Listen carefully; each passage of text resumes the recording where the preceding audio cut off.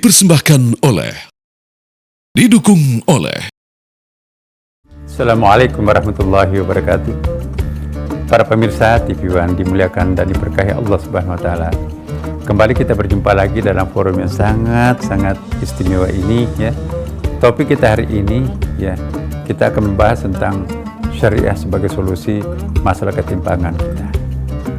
Sehubungan dengan ini saya teringat dengan sebuah artikel yang sangat bagus yang pernah dimuat di dalam Law Observatory, itu majalah resmi Vatikan, mengutip pernyataan Paus Benedikti pada waktu itu ya, untuk mengatasi persoalan moneter pada waktu itu kan krismon ya. Untuk mengatasi persoalan krismon seperti ini, krisis moneter ini, maka tidak ada cara lain terbaik, maka kita sebaiknya mengadopsi sistem perbankan syariah. Masya Allah, bayangkan orang nomor satu Paus menganjurkan kita mencontoh apa yang dipromosikan oleh sistem perekonomian syariah ini. Di sini tidak ada riba katanya. Di sini yang ada adalah prinsip mudharabah. Paus Benedikti itu pasti bicara tentang mudharabah musyarakah. Itu pernah diungkapkan ketika berkunjung di Mesir, pernah juga diungkapkan pernyataan itu pada saat berkunjung ke Afrika. Dan itu diulas oleh dua ekonom terkemuka di Italia, lupa namanya, dalam artikel itu ada itu. Dia menyimpulkan bahwa kalau dunia ini akan adil, maka sudah waktunya kita mengadopsi sistem perekonomian syariah, perbankan syariah. Di situ tidak ada eksploitasi nasabah oleh pemilik bank, tapi win-win solution. Untung sama untung, rugi sama rugi. Itu syariah sebetulnya. Nah, Ikatan Ahli Ekonomi Islam mencoba juga mempromosikan hal ini. Insya Allah keadilan sosial akan terwujud tanpa adanya pemaksaan kalau kita pakai konsep ini. Maka itu jangan pernah takut kalau kita menggunakan istilah syariah. Ya, jangan ada bayangan ideologi di situ. Wah, ini selangkah lagi masuk ke Piagam Jakarta. No, kita sudah sepakat semuanya bahwa sistem ekonomi syariah itu bukan persoalan ideologi di sini. Di Inggris juga ya dipromosikan sistem ini. Di Thailand ekonomi halal, di Jepang juga ekonomi halal, itu kan ekonomi syariah. Jadi kalau kita bicara tentang syariah, jangan dikait-kaitkan lagi dengan ideologi politik dan sebagainya. Ini adalah suatu fenomena baru dalam dunia perekonomian kita. Bagaimana mewujudkan sistem sosial yang adil, sistem ekonomi yang adil. Nah, kalau ini kita lakukan dalam masyarakat kita tidak membedakan agama apapun juga.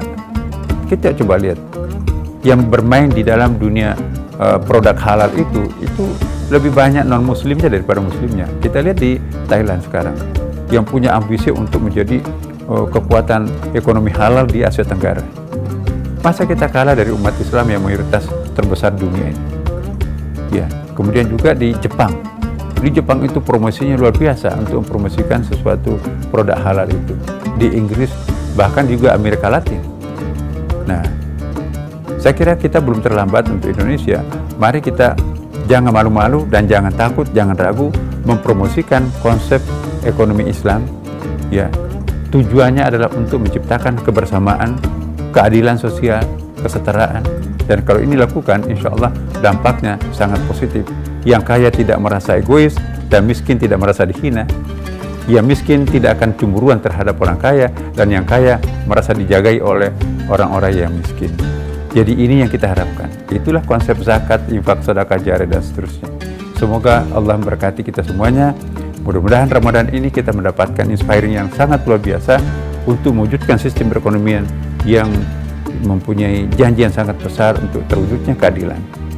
Saya sangat yakin bahwa pangkalan pendaratan ekonomi syariah di Indonesia ini sudah mulai tertanam tanpa ada keraguan dan kecurigaan dari manapun juga.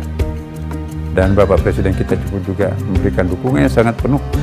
Ya, terwujudnya lembaga pemberdayaan dana umat akan menghimpun pundi-pundi dana umat ini dalam satu wadah, itu juga bagian. Di sektor hilir pun juga nanti, itu sebetulnya adalah sangat tepat. Pasal 33 Undang-Undang 45 kita itu sesungguhnya adalah substansi ekonomi syariah, ekonomi Islam. Nah, kalau itu kita wujudkan, tidak perlu ada yang merasa takut karena semuanya akan balancing. Inilah yang kita harapkan. Semoga ke depan Indonesia menjadi bangsa yang sangat kuat melalui penerapan ini. Terima kasih. Wassalamualaikum warahmatullahi wabarakatuh.